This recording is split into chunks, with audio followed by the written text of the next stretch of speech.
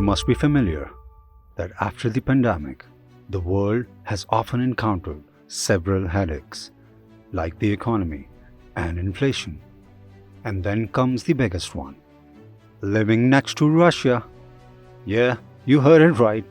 It's not a biased statement because Russia proved it this time. It was the 24th of February this year when Russia, the second most famous state in the world, soaked up in the liquors of power, forgot the standards of humanity, and attacked Ukraine. The whole world is now bearing the brunt. History remembers that Russian troops sitting in the gold mine are famous for the history-breaking wars from the 9th to the 21st century in various parts of the world. Russia has put its people to the sword for the expansion of territory, not for the refinement of their people, without learning the ropes. What a shame!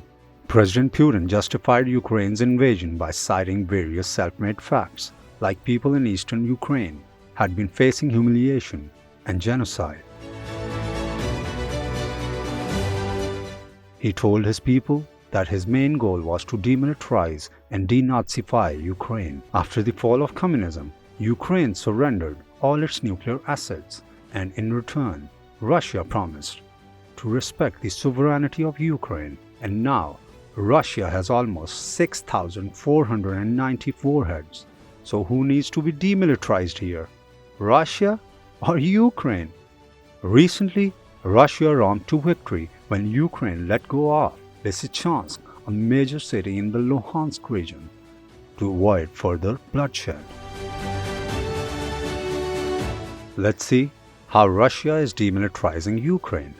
Just take a glance at the comparison of military expenditure of influential Russia versus indigent Ukraine. Ukraine spends $5.4 billion. Russia spends $61.7 billion. It means Ukraine spends only 3% of its total GDP on defense, while Russia spends 4.3% of its total GDP on Ukraine's invasion. Wow! Russia has 12,270 tanks, and Ukraine has 2,105 tanks. It means Ukraine uses only 17% of Russia's tanks. While talking about the aircrafts, reckless Russia has 5,552 aircrafts against only 326 self-cultivated aircrafts. Ukraine is using only 70 fighter aircrafts against Russia's 792 fighter aircrafts. Russia is showing its air power with 832 multi-core aircrafts and 880 attack aircrafts, while Ukraine has only 29 attack aircrafts. Ukraine is defending with only 129 helicopters against Russia's 1,724 helicopters. Above all, the comparison of naval forces will surprise you. And how? Well, let's see the facts again. Russia is invading Ukraine with 11 frigates against only 1 on Ukraine's side, and you will be shocked that Ukraine has no submarines to defend its naval force against 59 on the Russian side. What do you think? The country with 59 submarines and 86 corvettes needs to be demilitarized or otherwise? But tables are about to be turned.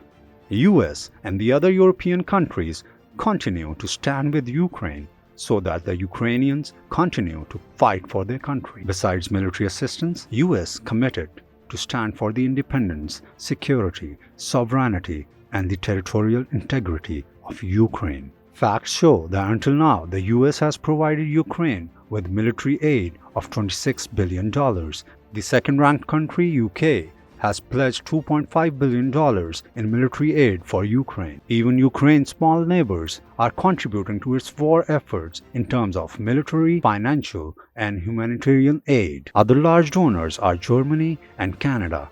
However, their respective pledge for Ukraine is 0.03 and 0.04% of their GDP.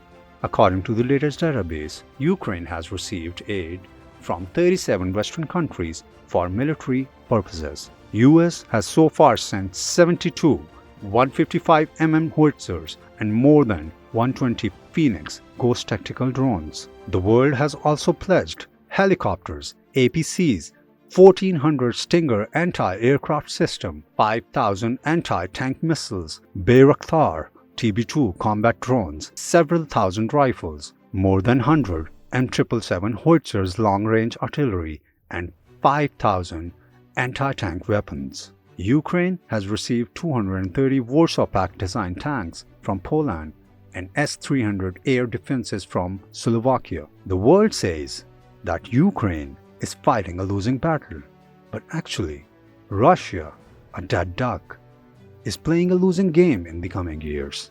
With the regular fall in GDP growth, Russia's economic fall will be bigger than the 1998 Russian stock market crash.